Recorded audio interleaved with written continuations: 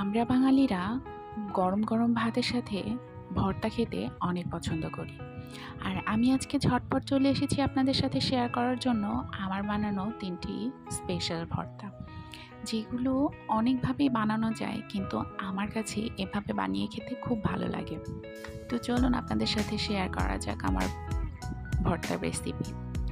Hello everyone, আসসালামু আলাইকুম। আমি ইশরাত শরীফ মুন্নি চলে এসেছি আপনাদের সাথে আমার আরেকটা ছোট্ট সিম্পল কুকিং ব্লগ নিয়ে।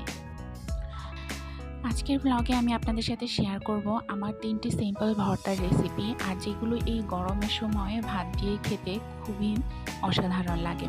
প্রথমে আমি দেখিয়েছিলাম পটলের ভর্তা বানানো, যেটা আমি ভালো করে ভেজে নিয়েছি, সাথে রসুন, কাঁচামরিচ এবং পেঁয়াজ দিয়ে। আর এখন আমি ভেজে নিলাম চিংড়ি মাছ।